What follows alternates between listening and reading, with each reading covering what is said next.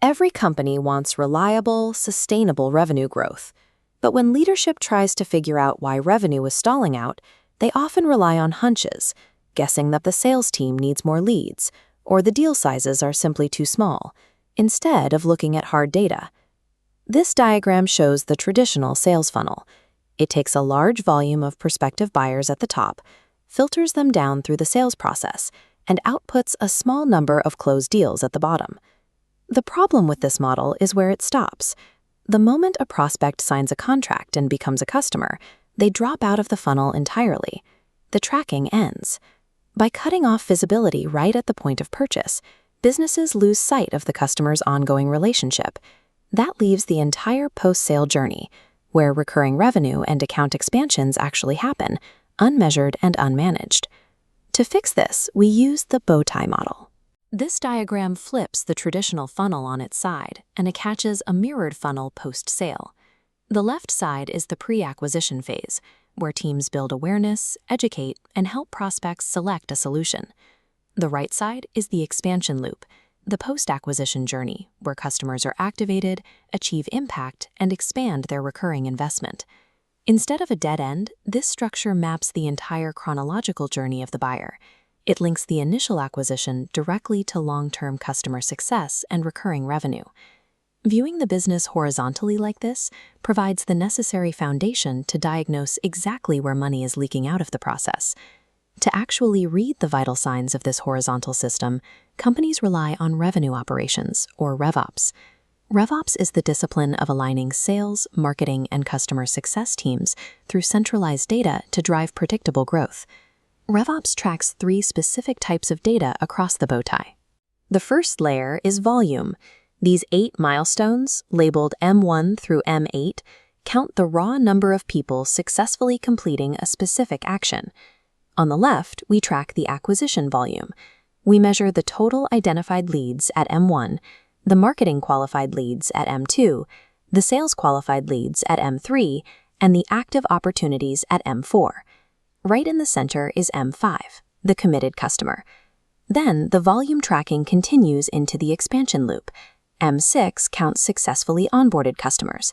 M7 tracks repeat purchases, and M8 counts the customers who have bought the maximum amount of products you offer. The second layer of data measures conversion.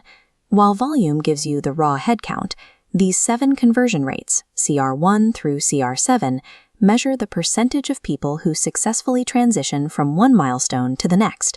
This tells you how efficient your funnel actually is. If you have plenty of closed deals at M5, but very few onboarded users at M6, your CR5 metric will expose a severe churn rate during the onboarding process. When you overlay raw volume with conversion efficiency, you get a precise mathematical map showing exactly which team or process is failing to retain revenue.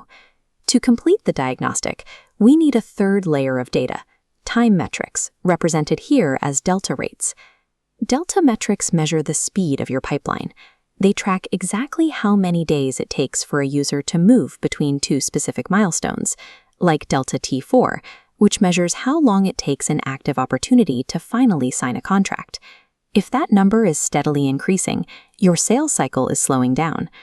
RevOps teams use this time data to locate friction points, like complicated contracts or poor lead scoring, and actively accelerate the prospect's movement through the journey. Measuring volume, conversion, and time all at once turns abstract theories about your sales process into verifiable facts.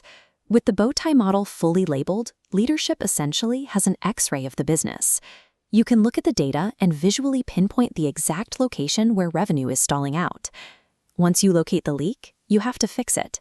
To do that, a business can deploy one of the 4 core levers of revenue growth. The first lever is volume. If your X-ray shows that your input numbers are simply too low, you pull this lever to increase your reach and bring more total leads into the top of the funnel.